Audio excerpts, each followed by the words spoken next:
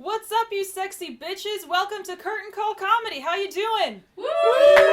Wow! 50 people. We have 50 people in this room right now. It's amazing. Just trust me. We have 50 people and we're still keeping in line with COVID regulations. So, yeah, I am Betsy Speer. I am the host for tonight, and I will be presenting you guys with 4 different Dublin-based comedians. They weren't on the show last week. These are new people to the show, and they're all top-notch acts. I've seen them perform around town. I fucking love these guys. So yeah, before we start the show, I'm just going to go over a bit of some current events that I've been hearing in the news lately. Oh, by the way, I'm limiting all of you to only one COVID joke each, okay? Because right now, all the comedians everywhere, all they're talking about is COVID. It's just completely unoriginal. I just really want to hear some fresh, new news in stand-up for once, you know? So on that note, I'm going to tell you guys about something I heard about Trump this week. And, yeah, fresh new news right there. Apparently, this is absolutely true. He decided to change utility regulations at the White House to allow for more water pressure in his shower. Because he is saying that the lack of water pressure is messing up his very perfect hair. Okay, got his priorities straight, right? That's because we all know that the only thing keeping Donald Trump from being the fucking George Clooney of politics is his hair. Look at the man, right? Melania obviously got with him, you know, not because of his intellect and not because of his money, but because of his looks. You know, because of the sexy stud muffin that he is with that big orange muffin top. Yeah.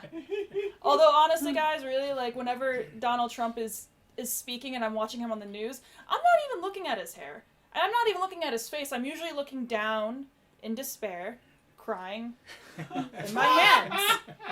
So I don't even know what the problem is. And you know what, though? He is so narcissistic that whenever people on Twitter are calling him out for being a greasy politician, he's so narcissistic he thinks that they're talking about his hair instead of his policies like, I don't know, locking up immigrant children without food and water.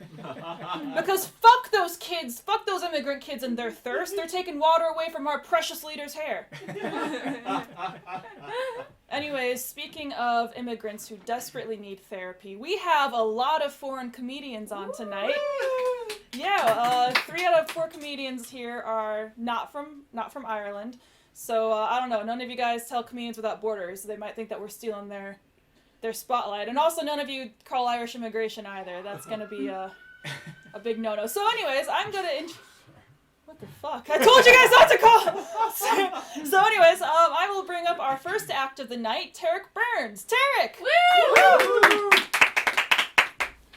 Thank you, Betsy. Good to see everyone, all 50 of you. Yes, it's all a bit strange, isn't it? But good on us, huh? For doing it anyway. I've brought some of my some canned laughter, just in case like some of the audience aren't really, you know, on the ball with it. Thank you. Nghia good. He's the only reason we brought him, actually. Just for the fucking laughter. It's the canned laughter. When I give you the signal. Just got to test. No, just in case, like, some of you guys, I don't know, don't get my jokes or, like, they go over your head or something. Some of my jokes are a little bit clever, you know. So, don't want to, yeah, just so at home you know that if they're not laughing, it doesn't mean it wasn't funny and you can still laugh. So, I just got to try out my canned laughter a bit there, just see if it's working. So yeah, we'll just do a warm-up joke. So what is it with, you've seen those people, right, who do, like, they do the right thing but for the wrong reason. You know those people, like bank robbers who go into banks and they're wearing a mask.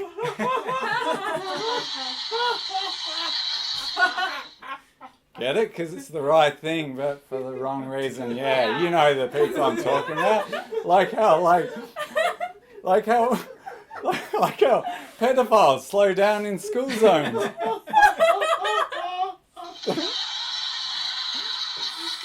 It's the right thing, but for the wrong reason. All right. Shit, you're way better than this. All right, I'm just using you. There we go. I will say though, isn't it weird that like something can't be practical and fashionable at the same time? Like, never got that, you know? Like, as soon as something's practical, like Velcro on shoes, then fashion industry doesn't want to know about it. Like, Velcro is so much easier than laces, and like zippers on jackets, so much easier than buttons. But no, it's not fashionable. And like socks and sandals, love it. So comfortable. You never see that on the catwalk. And the classic one is like digital watches as opposed to analog. Like a digital watch, it just tells you what time it is, as opposed to these cool analog watches where you're like, oh, what's time it is? And they're like fucking passive aggressive. I don't know, you figure it out. I think they're so cool. Yeah, you can tell by the way I'm dressed that I'm very practical myself. But no, I do get told that I have a very nice butt. It's what they say. It's what they say. It's not me.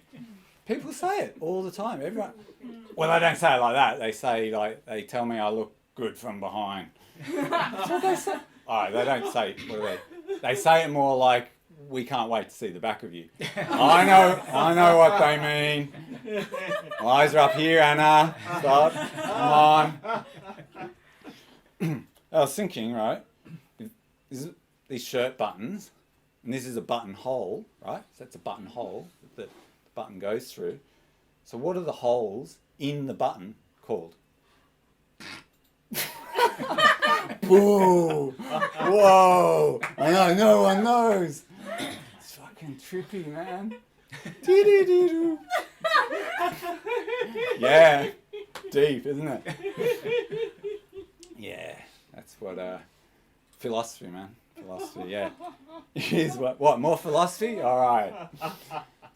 If a tree falls in the woods, but there's no one there to observe it, did Epstein kill himself?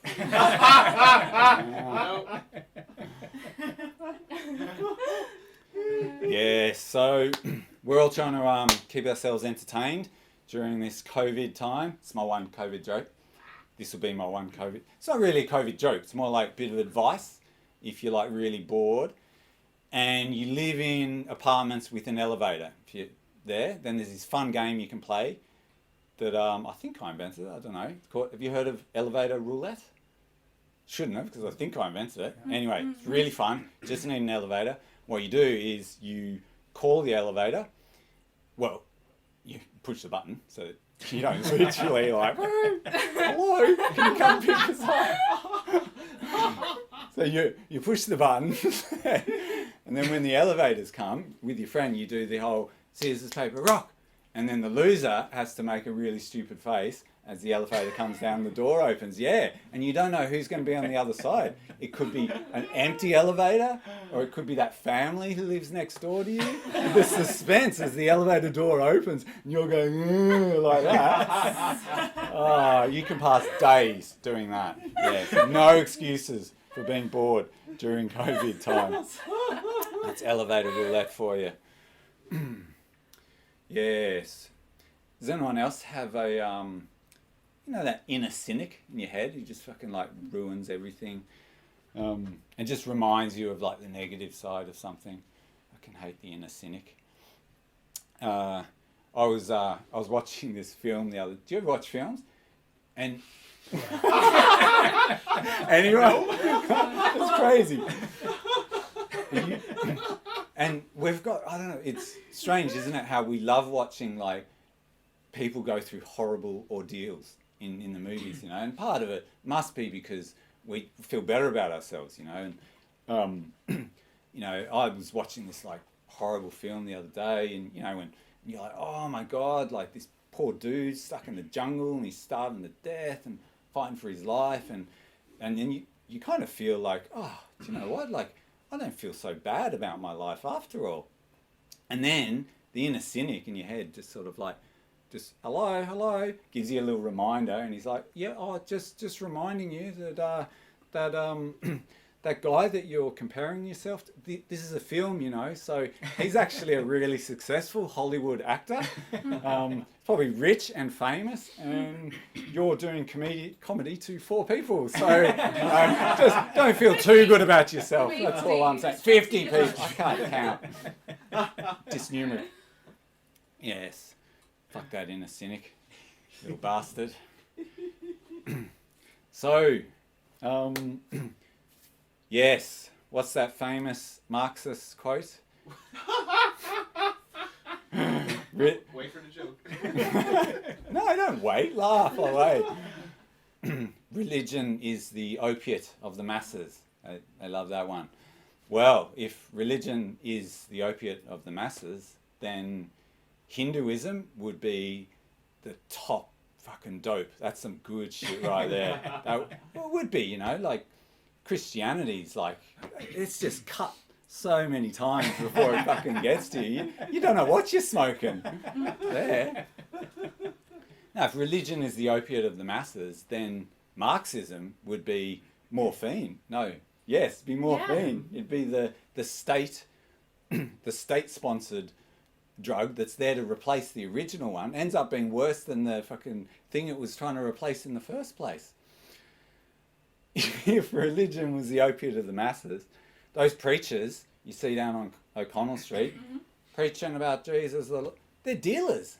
They're dealing open air. Yeah, I saw this guy preaching away the other day. Some dude came up to him and was like, "Oh man, I've got a score. What do you got?" And he's like, "Hey man, I got some Christianity. You want some Christianity?" The guy's like, "Nah man, I want something. I want some Buddhism. You got any Buddhism?" Fucking guy gave him some Buddhism. He started like mainlining it right there. He's like, dude, you can't fucking Zen it right here. That's Zen Buddhism. It's when you mainline it straight. Bing. Yeah. That's all I've got for you. So thanks all you 50 people for coming out. If anyone asks, we're getting married. That's why there's 50 of us here. All right, and I'm going to hand you back to Betsy. Thanks, Tarik. You always talk about drugs in your set, man. Are you okay? You good? Okay. Yeah. All right. Well, for for those people, those Americans or maybe non-Irish people at home who don't know this, one of the words that Irish people use a lot in their slang is crack, which is not drugs. Sorry, Tarik, but it's actually crack. Actually means fun. It's slang for fun. And when I first moved here, there were some other slang terms I had to learn, like the word jumper is not like a man about to throw himself off a building. It's actually what you guys call a warm sweater, right? Yeah, a nice little sweater. And fanny actually means vagina, so unless you are a Mormon about to go shopping with your 9 wives, don't tell everyone, "Hey, I'm going out with my fanny pack." So, yeah. Anyways, on that note, our next comedian, she's actually wearing a jumper, right? Yeah, look at that. I got that right. So everyone, welcome Anna. Milena? Yeah. Milena. Yeah, Anna Milena. Just before I start, I just want to rant a little bit because, like, okay, I see people wearing this, right? But if you wear it like this, or like this, you are a fucking asshole. Because, like, I don't know what these people think, that this is like some kind of magic cloak. Like, okay, I'm wearing it like this, but I'm wearing it so I'm safe. I'm immune. Anyway, rant's over. My name's Anna. I come from Venezuela. And for those of you that are wondering what's Venezuela like, it's like, okay, imagine if you bought Sao Paulo, but you bought it in Aldi. That's Venezuela for you. And the fun thing about Venezuela is that Venezuela is like that cousin that used to mess a lot with you when you were a kid, and like, "Oh yeah, you're my little stupid cousin, blah blah blah blah blah," but now now it's in rehab kind of thing. So that's Venezuela. But the good thing is that coming from Venezuela means that you've done the Olympics of lockdown.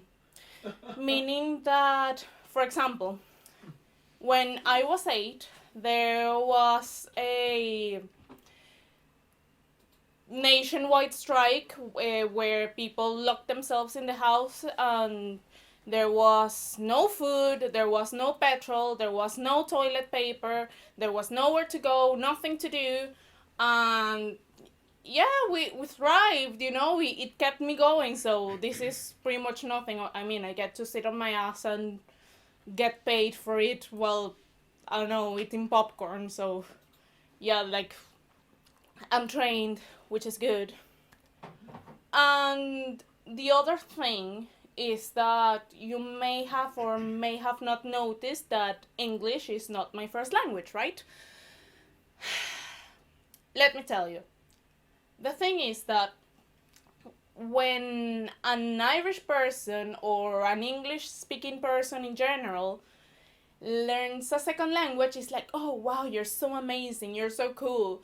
And when people like me learn English, it's like, oh yeah, you finally cultured yourself, you fucking dirty third world pig kind of thing.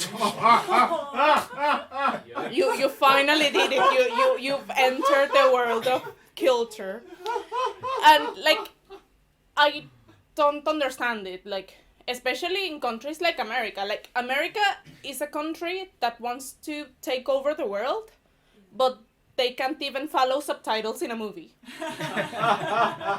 Because I can't read and watch at the same time.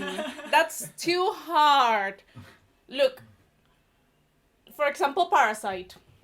Like, that people got massively rejected in America because I can't read and watch. Like, if you can't read and watch at the same time, you shouldn't be watching Parasite because you're probably a 6-year-old. And yeah, it's amazing because, like, when they figure out English is not your first language, they either figure out two things. Either you're dumb, or you want to marry their white cocks. Because, I'm white, what else can you ask for? I have a passport. Or whatever the fuck it comes to your head. But, yeah, like, people love to say that, oh, Ireland is not a racist country. How could you think Ireland is not racist? Look, I used to work in a coffee shop, in a deli. And yeah, it was fun, right? Casual aggressions, the kind of minimum wage kind of crack.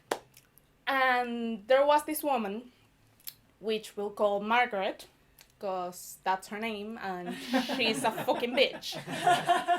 And one day she was angry out of nowhere, and she decided to go off to my other Venezuelan coworker, and she was like, oh, at least I didn't have to move to a different country and learn a different language and work this kind of job. Yeah, Margaret, that's right. Yeah, let's say you're correct, but Margaret, listen to me. Look me in the eye. Margaret, check this out. You have been working in this bleeding shop for like 40 years, right? And yet you're still unable to spell the word coleslaw. As in, coleslaw. Like, you've read that word for 40 fucking years and nothing. So, like, Margaret, kiss my immigrant ass. Like, if you're gonna be racist, at least learn some fucking English. Like, please, like, there was a graffiti in Parnell Street saying, replace Irish nurses with foreign nurses, but foreign as in Foreign. But the good thing is that Ireland is not a racist country. Thankfully. I know we got pretty much banned from telling COVID jokes, but there's... I'll go ahead. Yes. Rules are meant to be bended. Anyway, I see people going through lockdown, and all I can think is none of you has been depressed, and it shows. Because, oh my god, this feeling of uncertainty. I don't know what's gonna happen next. I haven't taken care of myself for months, and I feel like I'm trapped. Look, listen to me. It's called anxiety, and every single time I've told you, I've felt the same. All you've said is, put on a happy face. You haven't showered in a month? Put on a happy face. People are literally dying, like thousands of them out there. Just put on a happy face. I don't know, it works wonders with mental illness, so I guess that, like, the cure for COVID has been discovered all along. Just put on a happy face, keep going, don't wear your mask like a fucking asshole. Life goes on. Thank you very much. Thank you so much, Anna. I loved that. Oh, and you were talking about Margaret. I had a fucking Margaret. I used to work at Dunkin' Donuts when I was at university, and I remember this one woman there. She would be extremely racist to all the foreign students, and she'd be like, "Oh yeah, they're just coming over here to America to steal our jobs." And it's like, right, Margaret, because yeah, all the Chinese students coming over here to study microbiology and engineering and yada yada, you know, to become fucking doctors and engineers. They want to steal your job at Dunkin' Donuts. You're right, absolutely right. Anyways, let's bring up our next act. He's fucking hilarious. I've seen him around Dublin. Oh, you're getting up. Wait. No, yeah, come on. It's Nghia Mai. Nghia Mai, everybody. Okay, so welcome to Sunday Mass. Anyway, so for this 59th occasion, I decided to come as my dad. This is my impression of my dad when I brought back my school report. He was very proud of me that day. I'm not from around here. I'm originally from Vietnam, also known as Healthy China. And that's going to be part of a new tourism campaign once all of this is over. You know, it's like, come to Vietnam, it's like China, where you won't get sick. And like many of you, I've been stuck in lockdown for the last 1,000 years. And I live alone as well. But one of the highlights was that I celebrated my birthday under lockdown, and I couldn't go anywhere, couldn't meet anyone. The funny thing is, this year is the year of the rat. I was born in the year of the rat, and I live like a rat. And for my birthday, I decided to treat myself to a lemon meringue cake from Lidl. Wow. Which is because, only because I had a very low opinion of myself. I hated myself so much. I couldn't even treat myself to a Black Forest cake from a Super Value. But anyway, also this lockdown also foiled my plan to steal jobs from hardworking Irish comedians. But that's not my first time living overseas, because between the year of 2014 and 2018 BC, before Corona, I was living in Scotland, and during those times, I was able to travel back and forth between Scotland and Vietnam. And even when you travel between your country of birth and the one you're stealing jobs from, you start as a person change. So in Scotland, I was a minority, and in Vietnam, I'm part of the absolute majority. In other words, in Scotland, I face problems, and in Vietnam, I am the problem. And it didn't matter if Scotland has a very well-established Vietnamese community, all three of us. I was getting mistaken for all the racial groups, not handsome as me. So I'll tell you a short story, right? This happened to me back in 2015, and in the UK in 2015 there was the Rugby World Cup. Now I'm a big rugby fan myself. I played a game, and it's been a weird game, because I remember one time I had to put my head between the arses up to a very large sweaty Frenchman. It's going like this: 1, 2, 3, squeeze! 1, 2, 3, squeeze! And that was before the match. And back to this, and that's basically rugby, right? It's homoerotic foreplay disguised as a sport. So back to the story. So 2015 was a good time for me. I decided to go to a pub to watch one of the games, and the game that day was between Japan and South Africa. Now, in rugby terms, South Africa is a major powerhouse in the game, two-time World Cup winner, and Japan is the minnow. And most people expected South Africa to walk over Japan easily. But the game got really exciting. It came to the last minute when Japan miraculously beat South Africa. And that's why everybody in the pub started congratulating me. And everyone was celebrating, being happy for me apparently. I couldn't disrupt their joy. I had to go with the flow. Oh, cheers. Oh, thank you. Arigatou gozaimasu. That's how I got free beers though, by embracing positive racism. Before I continue, I would like to congratulate our host tonight, Betsy. For mispronouncing my name. No, it happens. I actually miss, having actual people mispronouncing my name because during lockdown, I had to draw faces on inanimate objects and ask them to mispronounce my name. And that's why I found out my microwave was racist because he kept calling me Pink.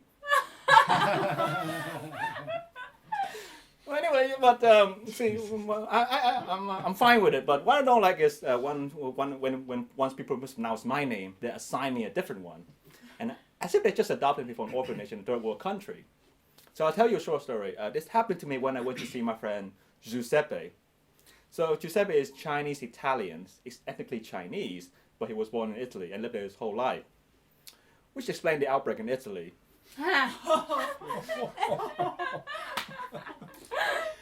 So that one night I went to his place to play a board game because everyone in the world loves board game, right? You can tell where a person comes from by a favorite board game. So Giuseppe is Chinese. He likes to play mahjong. His flatmate is American, so his favorite game is Battleship.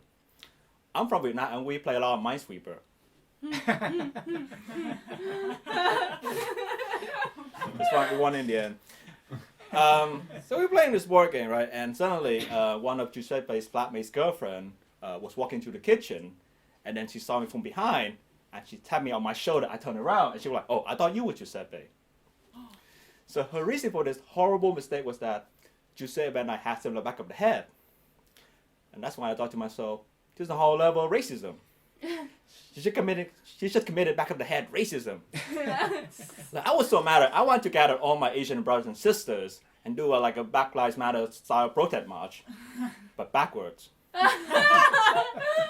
And I would stand up. I would do one of those inspirational speeches like Martin Luther King, and it would go like this: I have a dream that one day we shall be judged by the content of our character and not by number 2 buck on the size haircut. And so back to reality, I figured I got on the wrong foot with this girl, so I went to reintroduce myself to her. And we played this little game where I said my name, she could pronounce it. I said my name again, she could pronounce it for the second time.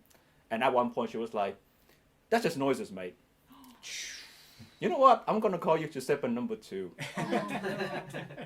And that's when I said to her, and you shall be known as racist bitch number 1. Before I get on to end you this little anecdote, because I mentioned the Black Lives Matter, and there was a lot of arguments about defunding the police. So I'll just give you an example of why we should defund the police. So during my time in Scotland, I was working for a bit. I was working as a Vietnamese interpreter for the Scottish police. So basically my job involved translating Vietnamese to English and vice versa. So can you imagine, right, if there was a crime scene involving Vietnamese witnesses, suspects, or victims, I'll be there.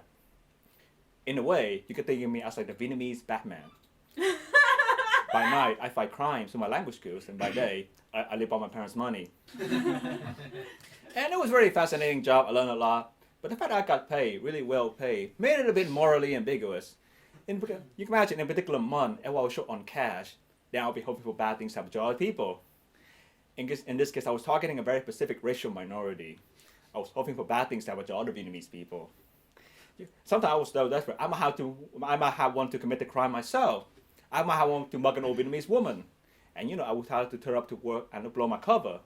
But no, you can imagine at the police station, in the interrogation room, between the Scottish police officer, the old Vietnamese lady, and me, I'll be the most powerful person in the room. So can you imagine the situation going down like this?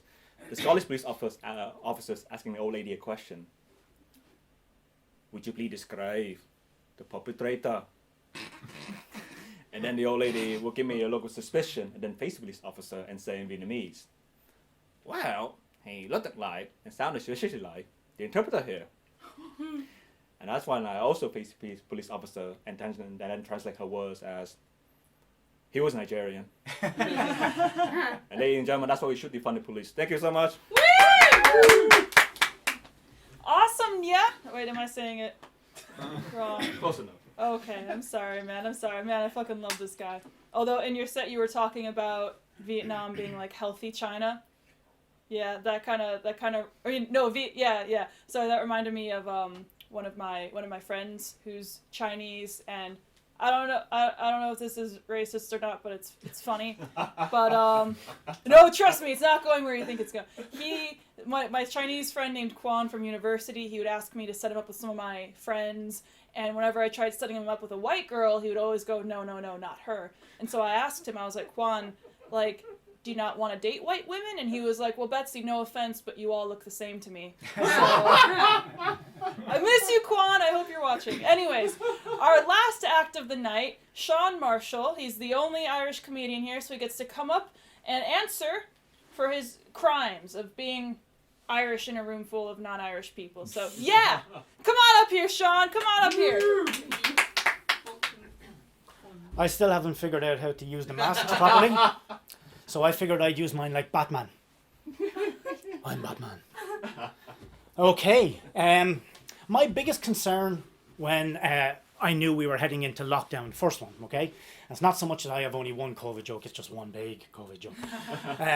My biggest concern was, have you seen what on daytime television? Holy fuck.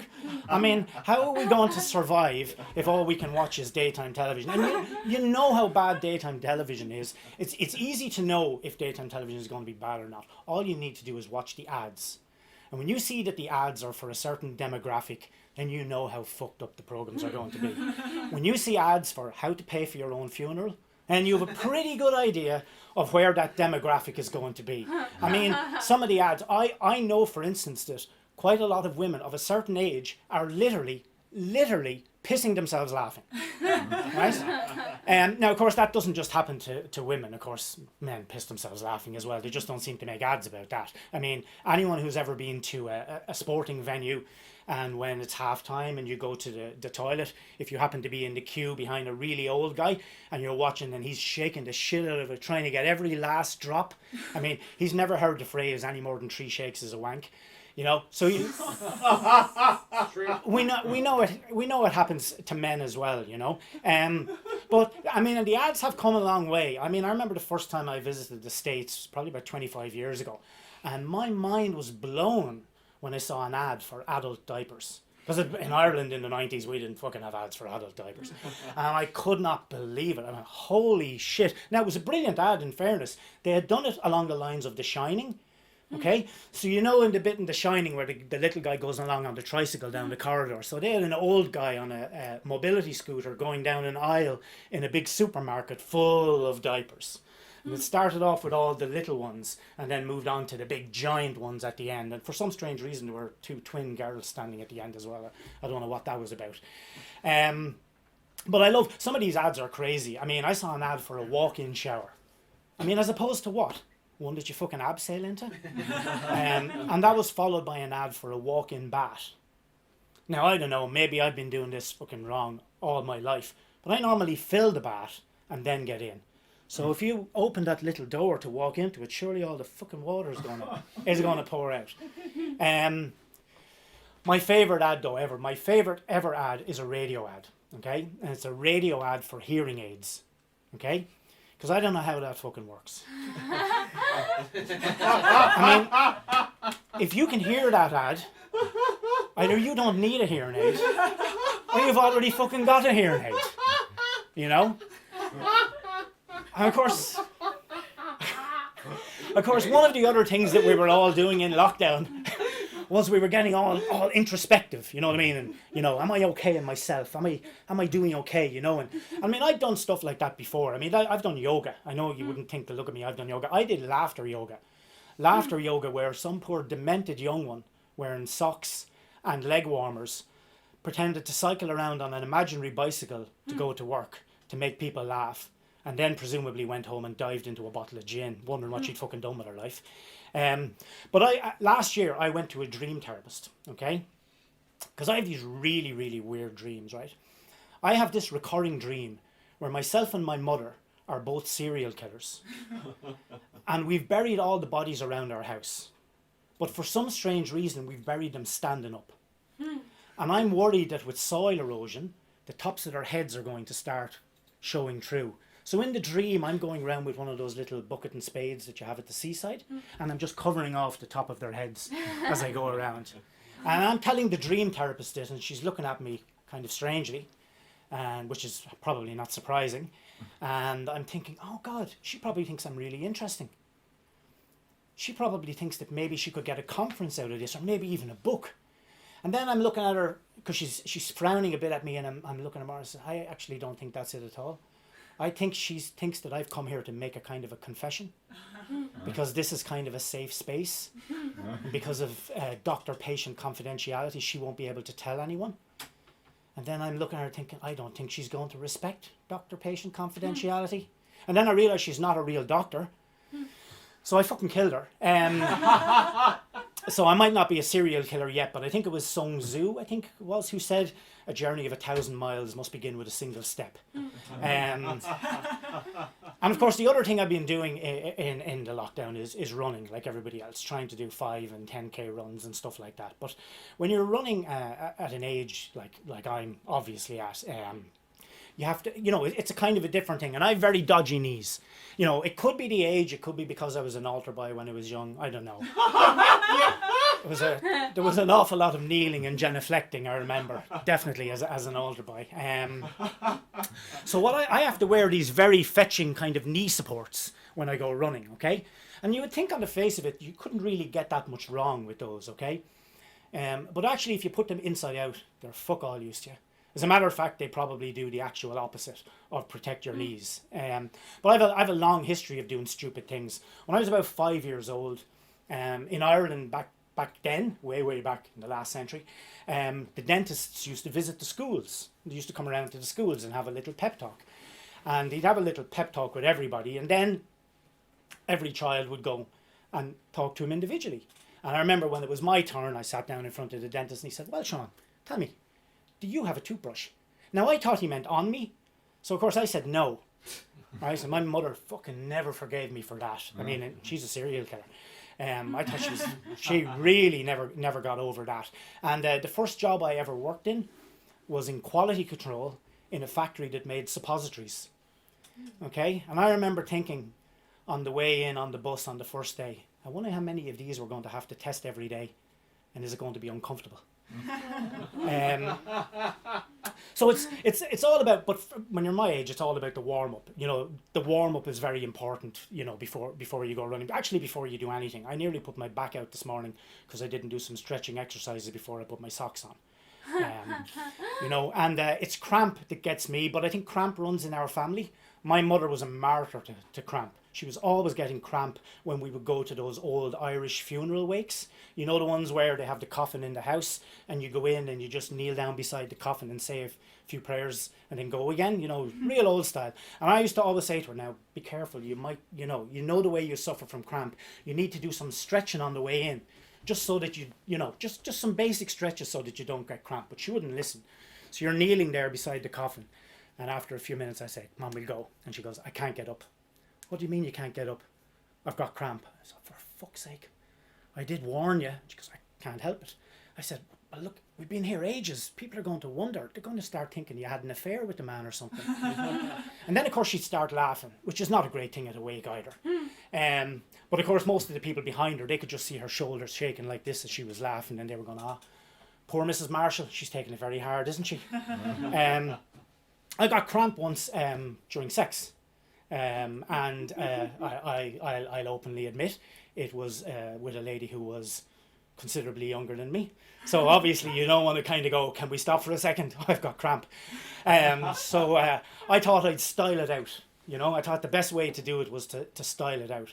So, you know, when you see lads in football games and they get cramp and they lie down and somebody leans on their foot to relieve the cramp. So I wanted to try and get her to do that and pretend that it was, you know, style it out, work it in as part of the routine, you know. Say it was something that I'd seen in the Kama Sutra, you know. So now I always do some stretching exercises before sex. I don't care. I'm not going to get caught like that again. But the problem, of course, is, you have to try and work it into the foreplay, you know. Things I'm going to do to you. Wait till I get you upstairs. Oh, it's going to be a night to remember. I'm going to rock your world. That's it for me. Thanks again, lads. And give it up for your host, Betsy.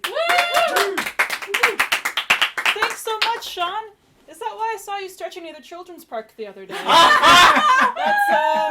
I don't know. The things they teach in these, youth churches here, whatever. I don't get Catholicism, guys. I'm a dirty prod. Anyways. So yeah, that's been our show. Thanks to all you comedians, and thank you to our audience of 100 people. That's grown. Thank you, everyone. We had Tarik Burns and Tarik. And we had Anna. And we had Nghia Mai. And we had Sean Marshall. And as a little token of a gift, because I like to see myself as like an Oprah of sorts. I want to give everyone a gift. And this is also in protest of Donald Trump's fucking watered thing. Everyone gets free shampoo. Woo! Take that, Oprah. Yeah. Free shampoo. Well, dry shampoo. It's dry shampoo. Just a question. Yeah. Why does the person with the least hair get the biggest bottle? I'm actually, this is all just for show. I actually want that one back. I want that one back. No, keep it. So yeah, I think that's it. Thanks everybody. Thanks for coming. Indeed. Woo!